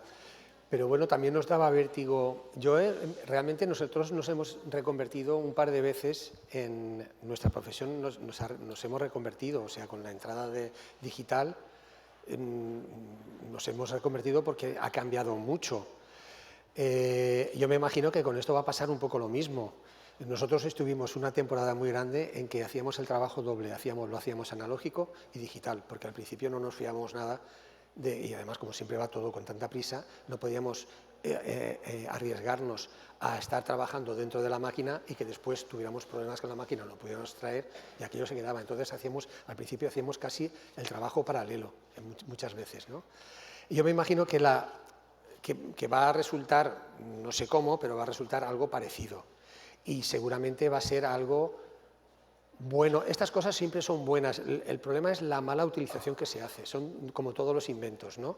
Que al final acaban siendo perversos porque nosotros somos perversos que lo hacemos perverso. Pero las cosas en sí no son, o sea, las cosas en sí te aportan. El problema es eso, las consecuencias nefastas que va a tener, que lo va a tener seguro, porque eso siempre tiene consecuencias nefastas. El problema es que seamos nosotros capaces de controlar esas consecuencias nefastas y aprovechar lo que se pueda de ahí. Pero yo lo veo, vamos, a mí me da vértigo, a mí me pilla mayor y ya, fíjate, yo lo oigo y se me ponen un poco los pelos de punta, porque pienso ahora en trabajar con inteligencia artificial y digo, yo no, desde luego, ya lo digo, no pienso moverme de donde estoy, pero sí que entiendo que es una herramienta, de ser una herramienta potentísima. Lo que yo pediría es cabeza para trabajar con ella. Gracias. ¿Alguna pregunta más? Bueno, yo tengo una para nuestros alumnos, que me he anotado porque creo que viene muy al hilo de lo que acabáis de preguntar. Una gran parte de la creatividad tiene que ver con una cierta manera de entender o mirar el mundo, ¿no? Yo creo que tus proyectos son un ejemplo increíble de esto, de una manera de analizar, comprender y crear muy personal. Y claro, en un mundo tan saturado de imágenes, precisamente ahora que se crean como churros, ¿no? Con todas las implicaciones que tienen a nivel sostenible también, a veces parece muy difícil crear algo nuevo, aportar una nueva mirada, ¿no? Con tanto concepto y tanta imagen, tanta cantidad. ¿Qué podemos hacer los artistas o diseñadoras del futuro que están aquí escuchándote? ¿Cómo enfrentarse a esa saturación? Mira, muchas veces a mí vamos a ver, las cosas que yo he hecho que son más diferenciadoras y que son más, que rompen de alguna manera mi trayectoria o que innovan algo, han sido siempre por limitaciones. La limitación es importantísima, porque la limitación te hace ponerte en un sitio en el que no estás habituado, entonces te obliga a repensar las cosas y a verlas de otra manera. Y te obliga a salir de tu sitio de confort, entre comillas, es decir, a como tú responderías habitualmente. Claro, te cambia la realidad, tú no puedes actuar, o sea, de repente tienes un muro delante y tú si vas en esta dirección tienes que cambiar porque no puedes traspasarlo. Entonces, eso te obliga a repensar y a buscar otra salida. Y eso es muy rico, es decir, las limitaciones muchas veces cuando las estás pasando te cabrean muchísimo, porque todo el mundo sabemos lo que nos pasa cuando estás haciendo un trabajo que tienes, que no puedes hacer no sé qué, no puedes hacer no sé cuántos, no puedes hacer no sé más. Y dices, bueno, es que ya lo único que tengo es hacer esto, que es una porquería y no me gusta nada. Entonces, lo que tienes que hacer es buscar en eso que no te gusta nada y que es una porquería, justo el diferencial ahí. A mí me parece que es muy, muy importante la limitación. La limitación es fundamental. Y luego también es intentar jugar. A mí, fíjate, lo que hay ahora que menos me gusta de lo que se está haciendo ahora es que hay una uniformidad muy grande. Es decir, la herramienta es tan potente que nos está comiendo a todos y todos estamos dando soluciones muy parecidas, precisamente por eso, porque la herramienta te lleva a esa dirección, te ha abierto un pasillo y todo el mundo está recorriendo el pasillo. Entonces, habría que de cuando en cuando cerrar, como cierran las acequias, el agua, se corta el agua, no pasa por ahí, esperando que salga por otro lado. No dejando de trabajar con el ordenador, que es una herramienta potentísima y que yo me gusta trabajar. Pero sí que echo de menos, por ejemplo, ahora en ilustración ahora es raro ver algo que no sea vectorial, por ejemplo. ¿Por qué ahora todo es vectorial? Todo es vectorial. Los ilustradores son todos vectoriales. Y digo, ¿y por qué ahora es vectorial todo? Porque no puede ser una cosa que tú puedes hacer. Además, las herramientas, no sé, te dan muchas posibilidades. Todo es vectorial, todo tiene un estilo, todo es así, y es una manera, y ya está. Que además son hay ilustraciones muy bonitas y muy así, pero no es lo único que hay en el mundo. A mí me admira el que está todo el mundo en el mismo carrete y dices, tú mira para atrás, no sé, y yo, no sé, a mí me parece que es muy pobre, que es mucho más rico. A mí realmente lo que me parece es que no debemos de olvidar las técnicas que teníamos antes. Yo parezco un poco el abuelo Casporreta, pero de verdad que porque es que yo creo que tienen un potencial muy grande y sobre todo apoyado justo con las herramientas que tenemos ahora. El potencial que hay ahora es brutal, pero no olvidemos lo que teníamos antes, porque es que la herramienta esta multiplica todo lo que teníamos antes. Es decir, ahora tenemos un comando Z, que eso no lo ha habido nunca, o sea, el rectificar algo. Antes, para hacer una prueba de lo que sea, tenías que hacerlo 30 veces. Eso es un poquito el trabajo ese que yo hice de recortando para ver cómo quedaba el estampado prácticamente. Lo tenía que hacer y pasarme no sé cuántas horas cortando aquello, etcétera, etcétera. Ahora lo puedes tener en un momento, ¿no? No sé, yo he hecho en falta esa riqueza de otros lenguajes ahora. Y yo creo que es... No sé si es la moda, también ahora es que hay mucha moda, ¿no?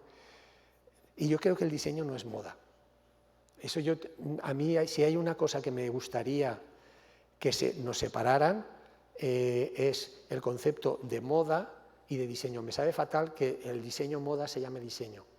Y sobre todo ahora, ya porque el diseño gráfico y el de producto está un poco más. Pero hace unos años yo decía, no, soy diseñador. Ah, entonces tú haces moda. Dices, no, es que el único diseño que había era moda.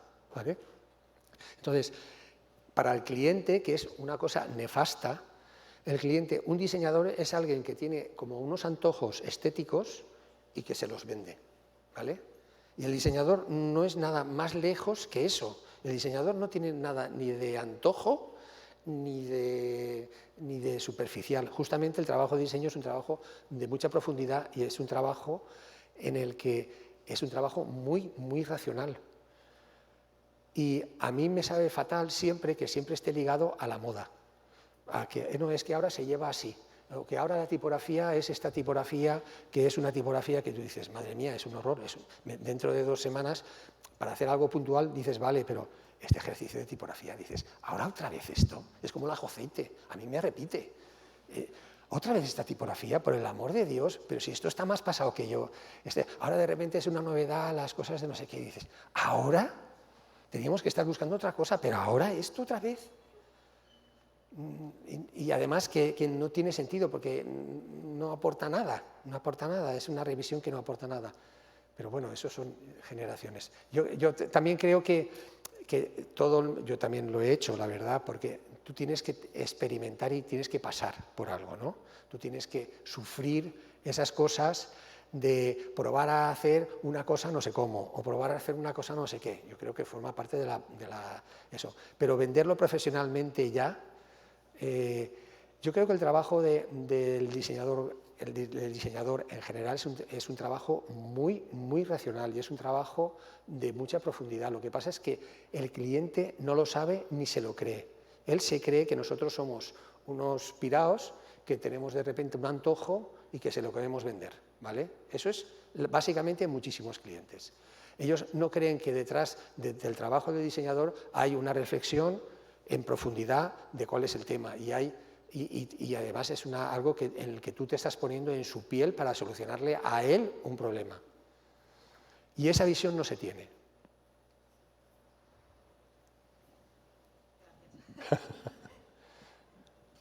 Bueno, no sé si queda una última pregunta y si no, lo dejamos aquí. Pues bueno, Pepe, José Miguel, muchísimas gracias. Ha sido un gustazo teneros aquí. Escuchar a Pepe, como siempre, un placer, por lo generoso y lo extenso de tu trayectoria, que ha sido una verdadera gozada. Muchas gracias por venir también y nada. Estupendo. Muchísimas gracias, Pepe. Muchas gracias.